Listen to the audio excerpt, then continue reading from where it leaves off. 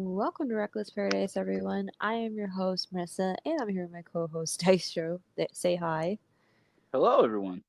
So this is a little bit of a shocker, but this episode was pre-recorded while Dystro was here in New York last week. I say that because you are seeing this a week after. So, happy Sunday, everybody. I hope everybody has had an awesome weekend, let alone an awesome first half of June, because at this point we are already halfway through June. It's been a crazy month, but it's been a really good month so far. So let's keep the ball rolling, shall we? Yeah, let's keep the ball rolling here. So I'm just gonna hop into it now. Thank you for joining us tonight. We hope you enjoyed tonight's episode. So tonight we are breaking down a Blink 182 album that just turned 25 back on the 1st of June. This is called Enema of the State. This is the album, in my personal opinion, that definitely put Blink on the map. I will second that too. Because if it wasn't for this album, I don't think we would have had the mega stars of Blink now. I don't think, sort of thing. Um, it is a really good, like, influential album for the time period too, because it's like '99. So 99 was a good year for music, and I will always and forever say that. This also is the first album featuring Travis Barker on drums. mhm. Man, what a freaking time this was. Travis, by far one of the best drummers, hands down, I have ever witnessed play. Um, just through watching videos on Instagram, because I follow him on Instagram, I follow him on TikTok, just seeing live performances just on YouTube from when he was with Blink, and even when he does his collabs with other people, like when he collaborated with Avril Lavigne for a short time. Right. Ah, Um, like because like Travis was like with a band called the Aquabats for a long time too.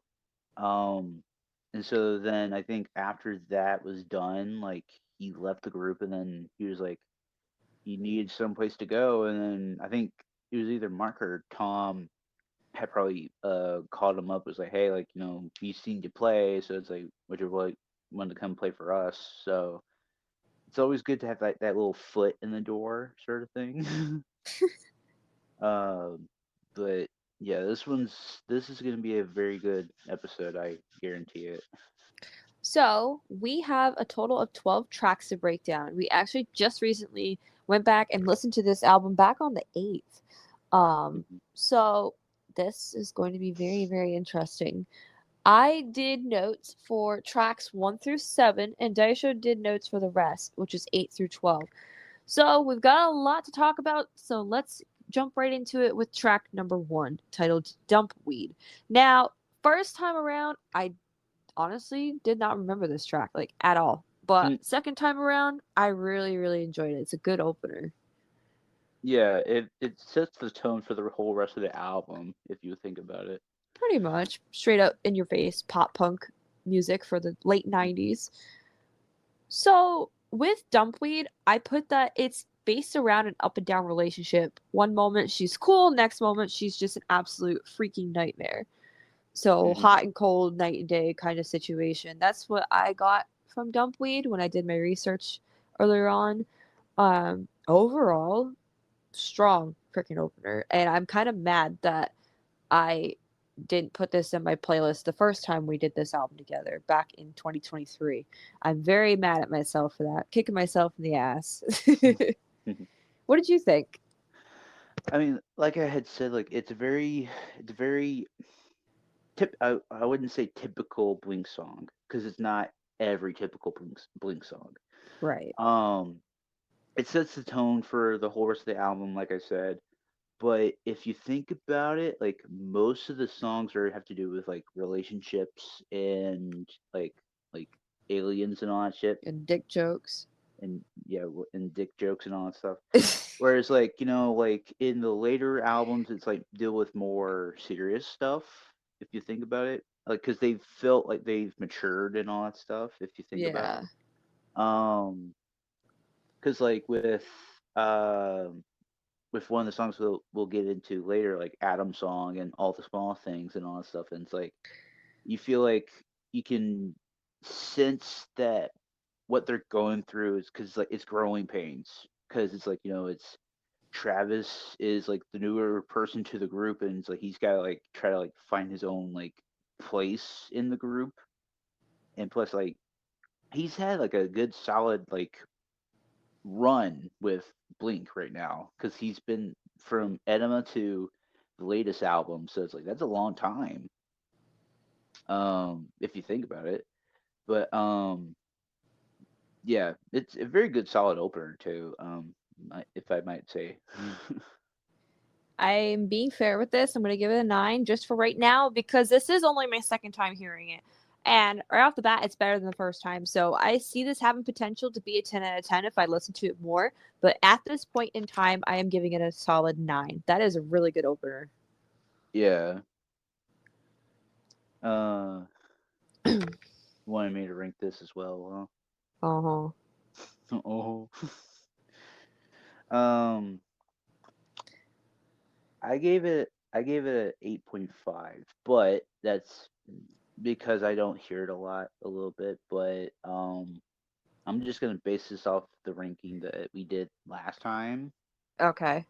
But most of the rankings I have had not changed at all. So let's just keep that in mind. Yeah. All All right. right. Track number 2 with Don't Leave Me. I do remember this one very, very clearly. However, I don't hear it a whole lot, like I used to. Like when we first did the Blink pilgrimage last year, I was hearing the song a lot after I added it to my playlist. I don't know why Spotify was just like, "Hey, hear this song like a dozen different times." But now, in 2024, I don't hear it a whole lot.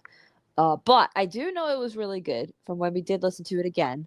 Um, Before I go into the meaning, what did you think? Hmm. It's again, it's like one of those songs that's like it's a breakup song. Let's just be honest with that. I know that's probably gonna go into your meaning, but sorry. It's self-explanatory. I mean, it's like don't leave me.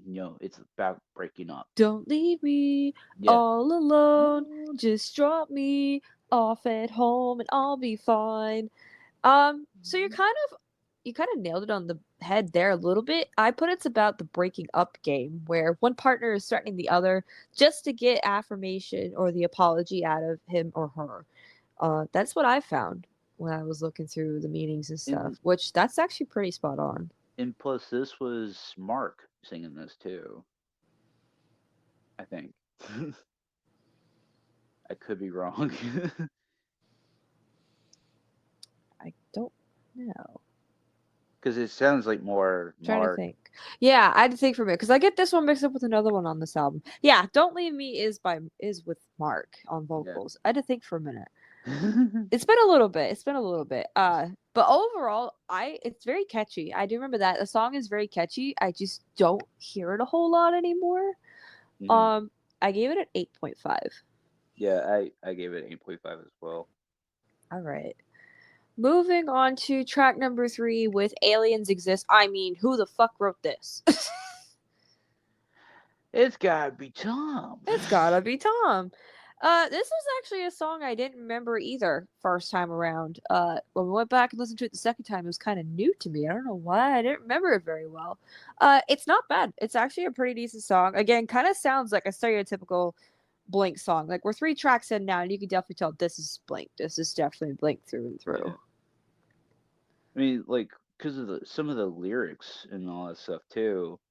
Um, which is kind of funny. Like, it has like "Up All Night Long" and all that stuff, and it's like they have a song later on down the road in neighborhoods called "Up All Night." So it's like you just Hmm. never know. Do I they mean, connect? yeah. I mean, do they connect? I mean, because like a lot of Blink's stuff like could contract or be a sequel to like another project down the line, sort of thing. If I'm getting that correctly, but Yeah.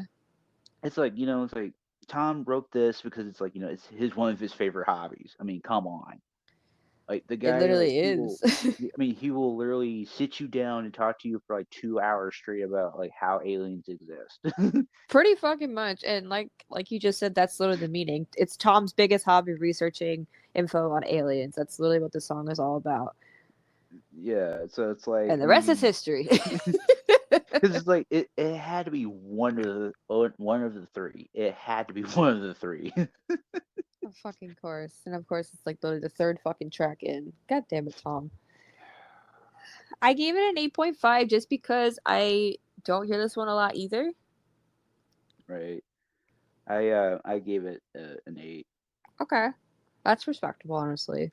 Yeah, like I said, none of my rankings is gonna change. So On to track number 4 with Going Away to College. This is actually another one that I didn't remember first time through. But I did like it second time through. I can tell you that. It's just I Mhm. haven't heard it a lot. Right. So the meaning's pretty self-explanatory. It's about a guy or a girl going away to college and they're in a relationship and their special other is still in school. They're still in high school. It's pretty much self-explanatory. Like go look at the lyrics. That's literally what the song is about. Going away Yeah. to college. Not knowing what's going to be next for the relationship or just for the human beings in general. Right. Excuse me. So like somebody was saying, like, it's self-explanatory. It's like a guy's girlfriend or a girl's boyfriend, whatever. It's going away to college, and he or she is not sure what they're gonna do without them all around all the time, sort of thing. So it kind of feels like they took them for granted all the time while they were together, and they never realized how much they meant to each other, sort of thing. If that's like what I can think of Yeah. because of the lyrics and all that stuff. Um, I mean, it's like I keep probably saying this on this damn channel. I like it when bands like can like get to the point and they're like very on the nose with some things. Like with like with Fall Out Boy in other bands and all that stuff like that, they will tackle issues no matter what they have to say. But it's like it's always good to like have like I guess like not funny songs with Blink, but it's like there's like a lot of like serious issues within some of the songs. That's Right. what I like. Um, I gave it a 8.5 for me. I So gave it an 8 because it's not as memorable for me as the right. previous 3. But it's still a good song. I'm not knocking it down. When when we did the album together a second time, I went back and ranked all the songs as we were going through them. I gave this one an 8 at the time. Right. Oh boy. All right, track number 5, one of their biggest hits of all time, possibly one of the biggest hits from this album. What's Hmm. My Age Again? This one has a very interesting story behind it. So, for starters, shout out to genius.com, who I used for this particular song meaning. I have used this website in the past for a lot of in-depth song meanings, a lot of Foo Fighter songs I've found on this website. Hmm. Um, Mark Hoppus confirmed, for starters, that Green Day inspired the opening riff of this Blink 182 song. That is crazy because if you remember correctly, during like the early 2000s, Green Day and Blink went on tour together. Hmm. That is crazy. And this song was written in 99. So think about it here. They So pretty that much just wrote their fucking future. Like they were going to be touring with Green Day like soon at that point. Like that's crazy. it also, if it's around 99 too, that would probably be around Warped Tour. It sounds like. Yeah, at that point, yeah, right around Warped Tour. That's fucking mind blowing to me because it's like when you think of pop punk, the first two bands you think of are Blink and Green Day. Like at least that's for me, but I would think that a good majority of pop punk fans first two bands they think of is Blink and Green Day. Like they dominated the pop punk scene. Yeah. That actually is kind of interesting to think about the opening riff, like um, because it almost kind of, if I can think about it, it almost kind of sounds uh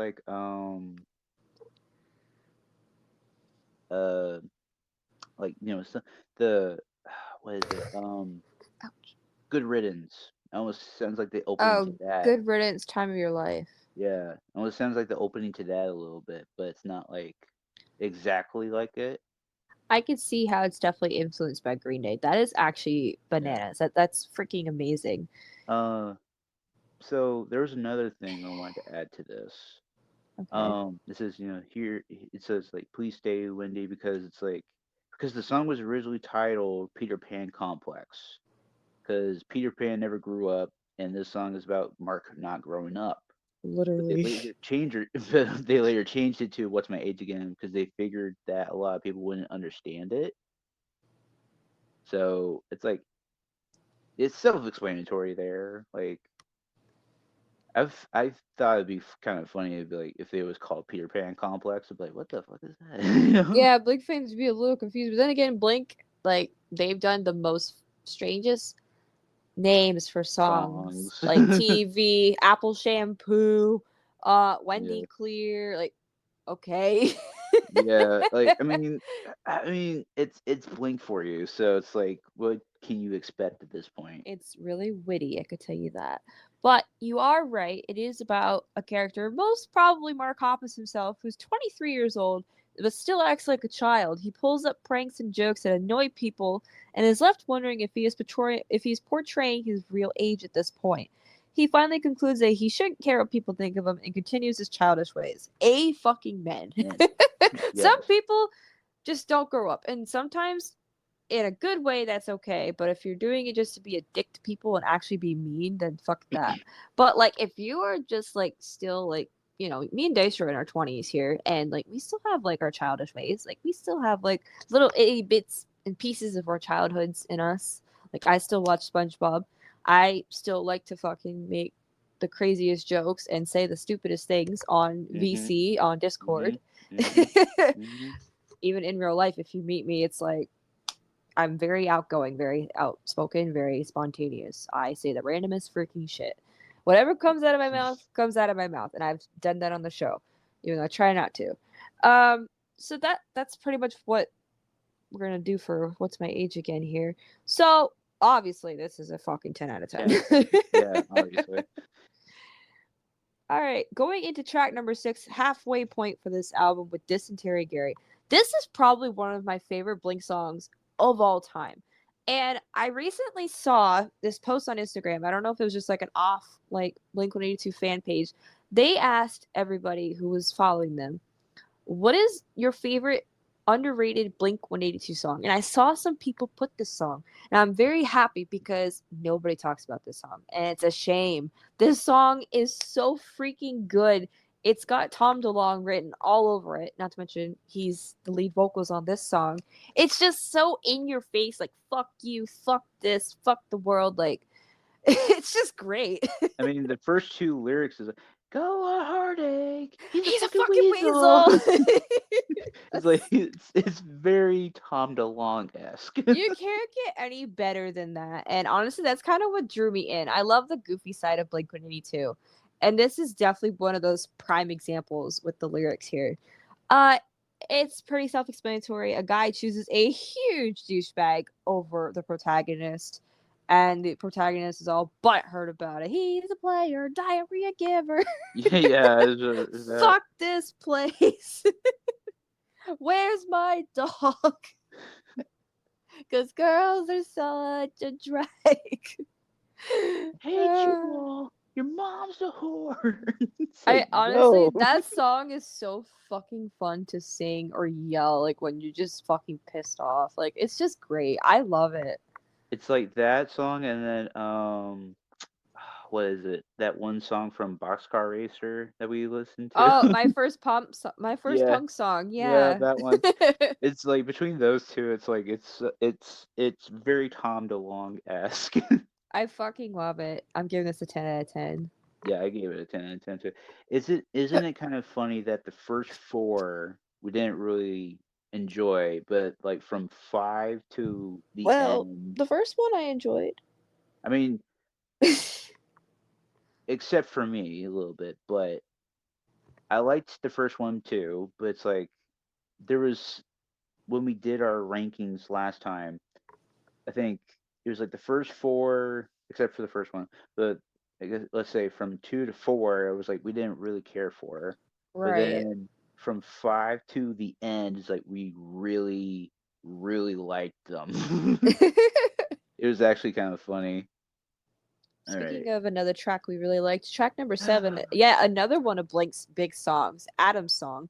Yeah. I think this was like one of my first Blink songs, next to like Up All Night and then What's My Yeah. Age Again and all that stuff. Uh, it's crazy. Like a good chunk of Blink's hits came from this album. Yeah. And it sold like a lot too It because of definitely it. did. Because of What's My Age Again, Adam's Song, and All the Small Things. Like And big Anthem. staples and Anthem, yeah. So like those four tracks right there, like actually sold a lot Yeah. for like a lot of people. Um, because it's 99, so it's like a lot of people are gonna be going to the CD store or whatever, like Walmart, whatever the fuck it is, like just to buy that album. I bet you they sold out like very very quickly. Like within the first day, they probably sold out. Yeah.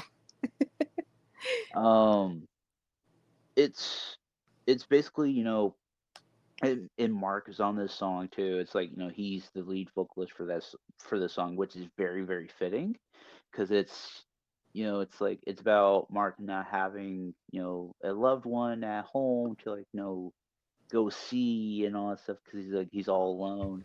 Whereas you have like Travis and Tom like have their like girlfriends and wives and stuff like that.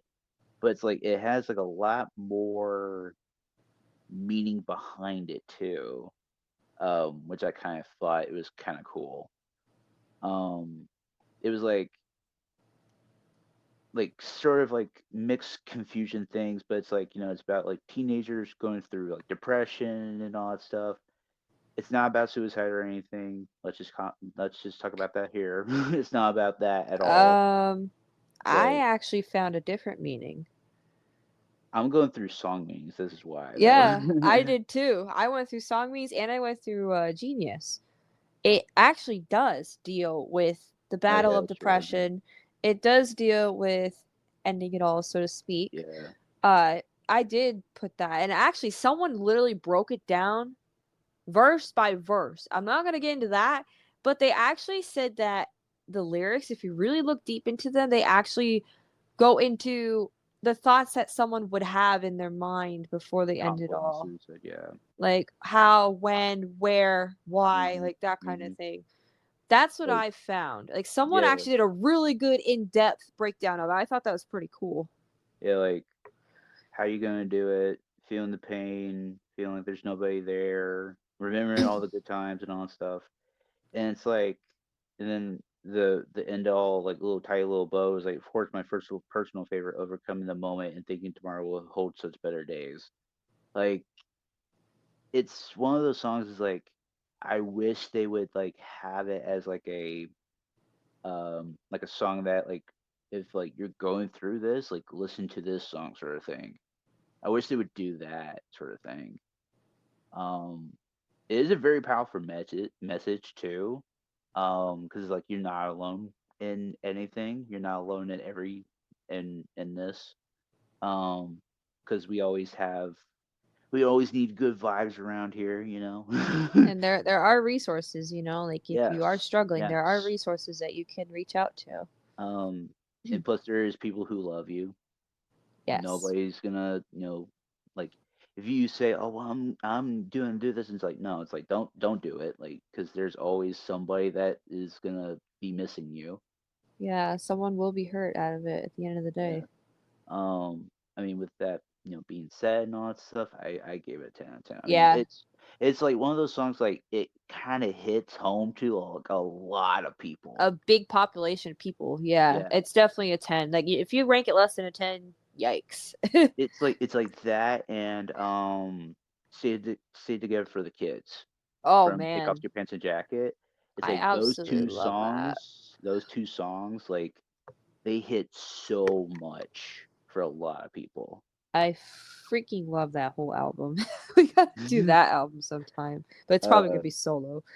yeah, Um, yeah, so that's all of my notes. So now Yes. this is for Dystro. He's going to take over on the notes now for the rest of the 5 tracks that we have left. Starting off with another hit at number 8, All the Small Things. I actually like the Uh, transition that they do on this album with yes. Adam's song transitioning into All the Small Things. Like, that is freaking amazing. Like, you're going from like a really dark song to a really humorous, upbeat. Yeah. I think it's like it transitions into Dysentery Gary and then into Adam's song and then into All the Small Things, which I thought was kind of cool. Yeah, Um, honestly, I thought that was pretty badass. yeah. So, with all the small things, um, I mean, it's like one of like the biggest, like another biggest hit. Like, I mean, like, come on, if you don't know all the small things, like you've been living under a rock, my friends. Like for real, for real. It is actually written about Tom DeLonge's wife Oh too. my. She complained that he always wrote songs about other girls, so he wrote this one for her. He was worried that it'd be really shit and she would be annoyed, so he kept telling her that it was really terrible, but turned out to be a hit. And for the lyrics, she left me roses by the stairs, which is actually true because when DeLong was working late, his wife would leave him roses on the top of the stairs, which I thought that Oh, was kind of cool. That was kind of cute. Riz. Um, it's the Riz, yes, Tom DeLonge Riz. Oh my god, I need me some of that right now. Oh my God, shut up! You don't need any of Shut that. up! Don't tell me what I need and I don't need. It's fucking Enema. Pull your that together. um, God, it's such. It's. I thought it was actually pretty cool that he wrote about his wife. That's a cool thing because Oh yeah. it's like she left me rosy by the stairs, and it's like it's actually kind of cool that it was an actual true story behind it instead of like being like all made up and shit. But I thought it was just funny that he thought it would be absolute shit, but it turned out to be a big hit. I mean I gave it a 10 out of 10, like no doubt about that. Same here. I gave it a 10 out of 10. Okay, on to track Oh number my. 9, the Track number party 9 is song. very fast paced. The party song. I can't, I couldn't even fucking like understand the lyrics. That's how fast Mark is going. So it says like at the beginning, here we go, motherfuckers. And it just God damn it. some girls try too hard. Hard. Na na na na na na na. So this one comment like gets me.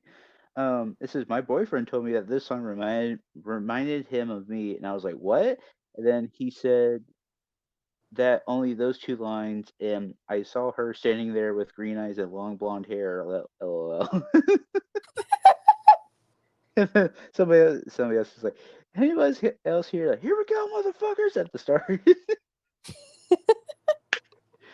I mean, there's not really like a meaning for it per se, but it's like so just funny.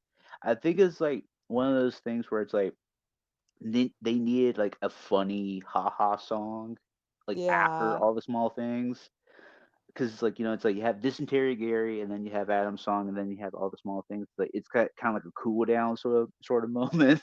Yeah. um, I mean, I gave it a 9 out of 10. I don't care. I gave it a 9.5. I actually Okay, really enjoy this one. I just wish I heard it okay. more. Trying to intoxicate.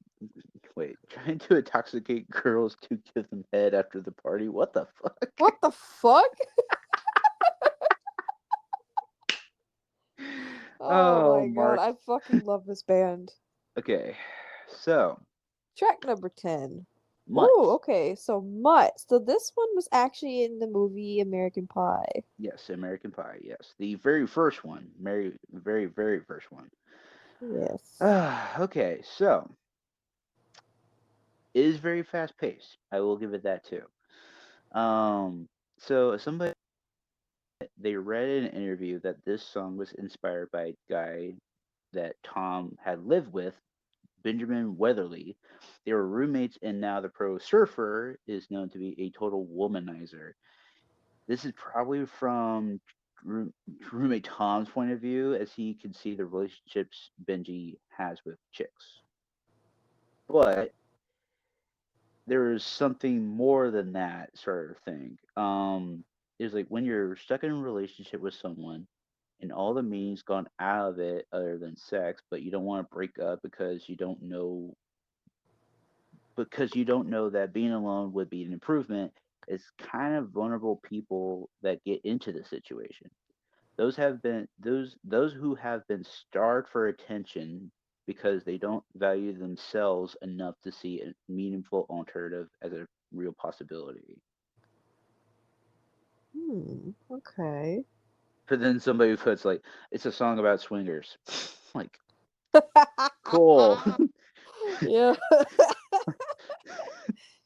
Song about um swingers. it's about swingers. um but then like another person said like it's about a guy who Tom was roommates with and he was a womanizer and they called him Mutt too. Ah.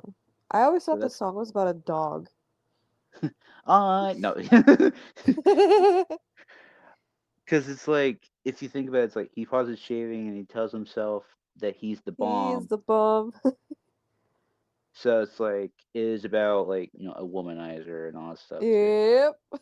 So there was like okay, there's another comment. The guy in my trig class plays this song. Like what? Whoa. In your trig? In your trigonometry class? Like what the fuck?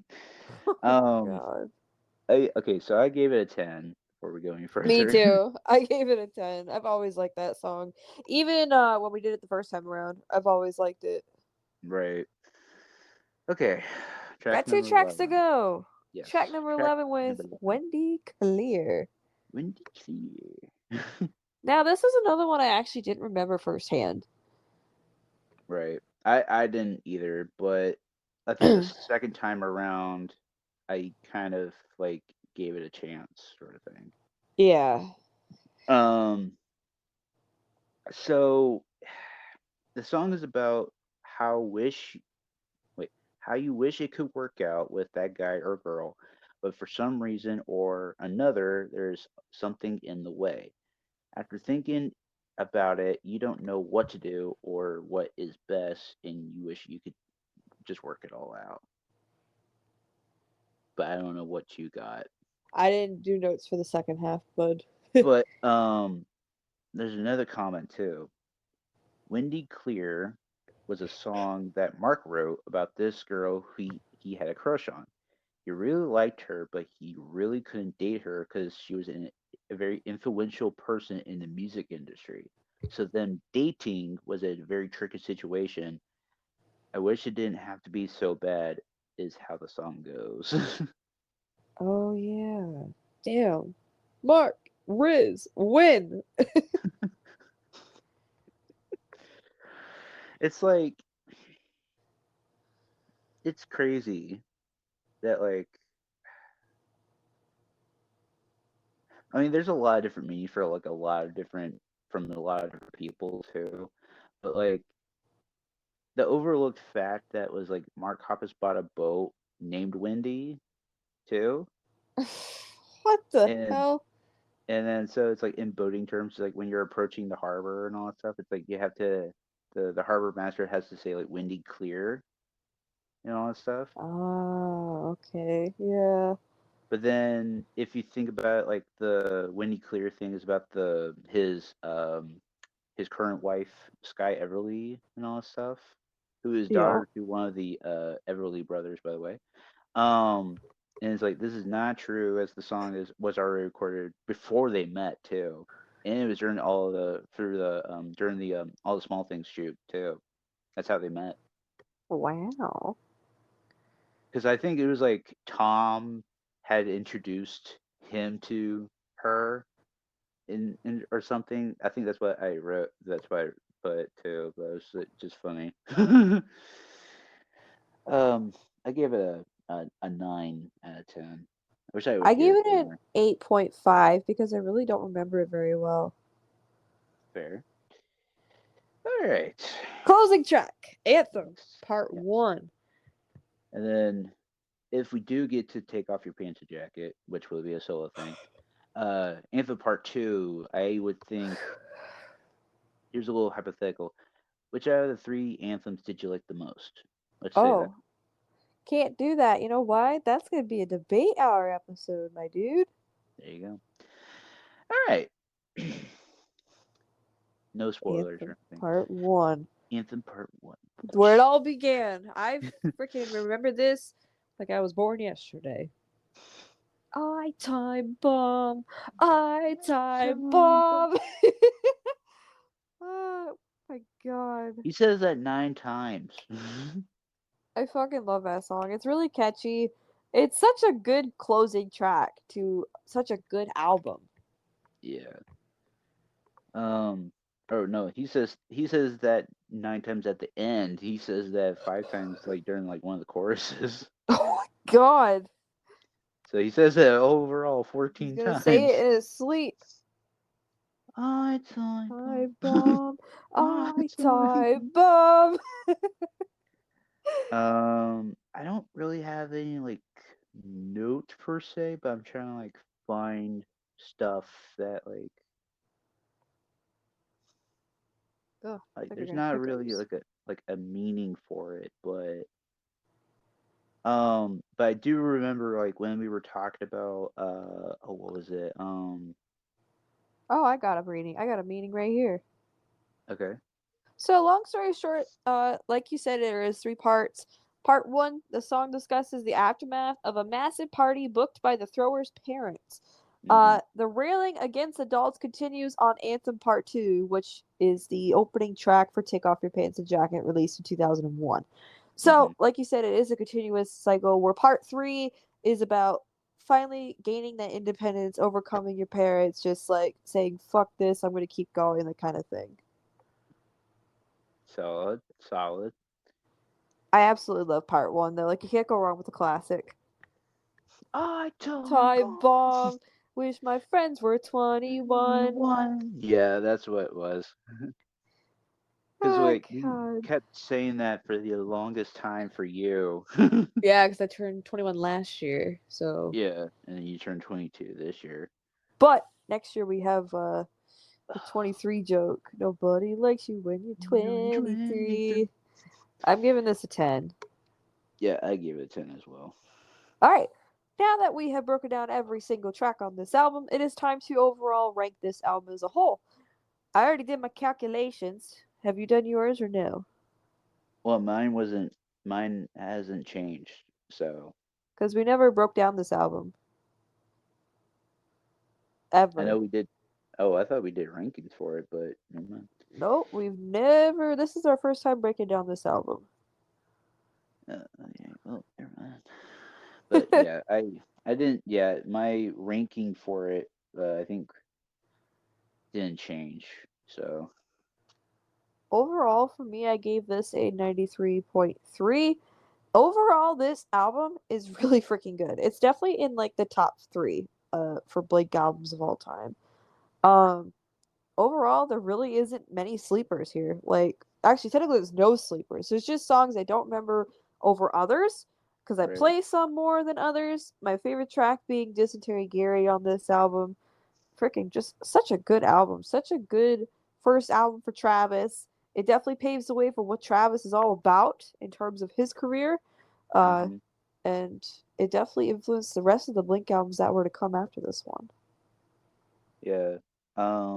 My ranking, I got a 92.9. Ooh, okay. Pretty much like kind of neck and neck there. Yeah, because it's a very solid album for starters. Good opener, good closer. Everything in the middle was solid.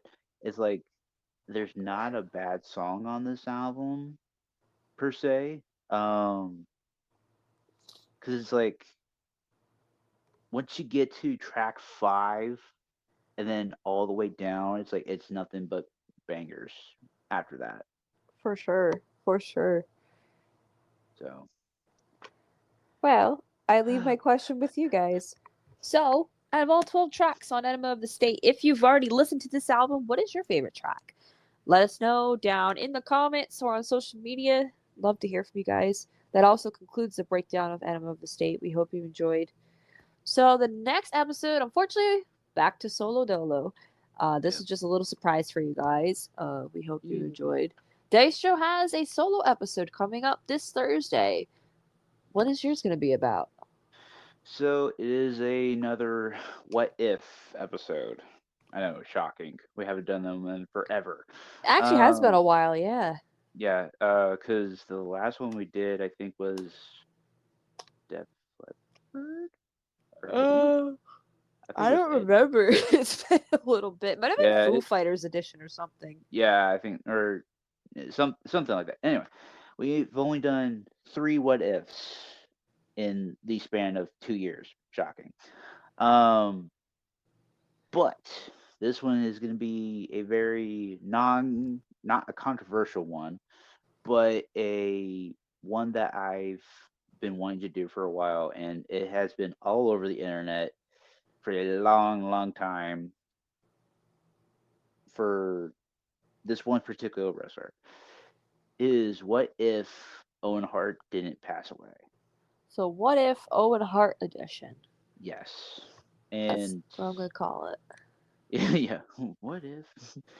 Um, because I basically just broke down like if he didn't pass away, what he would have done in the business and all that stuff, and then how he would have retired and what he would have done after his retirement, sort of thing. So, basically, everything from start to finish on how his career would have went, how long it would have lasted, any title runs, all that stuff. Yeah, I changed like one key thing, but that's it. I didn't change anything else after that because Interesting. I don't want to go too deep into it, but it's like I just changed like one key factor that was like a huge thing. But then after that, it was like what I was thinking. So gotta thank the internet So, for that. yeah. So that'll be this Thursday. What if Owen Hart edition, especially for you wrestling fans, you might want to check that out. Sounds pretty Yeah. interesting. I might actually check that out. I won't go over my episode yet for Sunday. Daisho will talk about that in his episode at the end. So I have tonight's song of the night. Just recently, we actually just listened to another album from 1999 titled Californication by the Red Hot Chili Peppers. My local radio station just played this full album from start to finish as part of their classic vinyl Sunday special starting at 7 p.m. Eastern Time. And honestly, this album was pretty damn good. I always find it hard for me to sit through a full Red Hot Chili Peppers album just because they're super long. They're Yeah. almost an hour long, if not over an hour long. This one in Hmm. particular was just over 56 minutes. It actually just hit its 25th anniversary back on the 8th. That was the day that we went ahead and listened to Enema. So that was kind of interesting. Hmm. So there are 15 tracks on this album, and I figured why not go with one of the tracks that we just heard. I'm going to go with the opening track. I'm going to go with Around the World. Well, This is a track that is very well known with the Red Hot Chili Peppers. There is a music video for this, so if you guys would like to go ahead and check that out, I will leave a link at the top right hand corner of this episode at the very end. It will pop up. Go on ahead, watch the video, and take a listen. Red Hot Chili Peppers just puts me in a different mindset. Like, it just has me so relaxed. Like, it just makes me feel like I'm on a beach. not high at all. God damn it.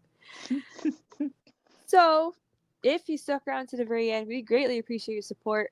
Be sure to go on ahead and follow us on social media by clicking on that link in the description below, which will take you to Linktree.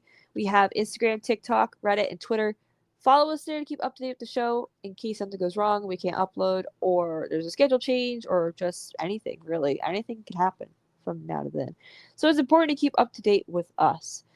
Also, Dystro's gaming YouTube channel is there as well, where he uploads weekly content such as gaming content, or memes. Uh, what are you at for subscribers? I'm at 1,395 right now.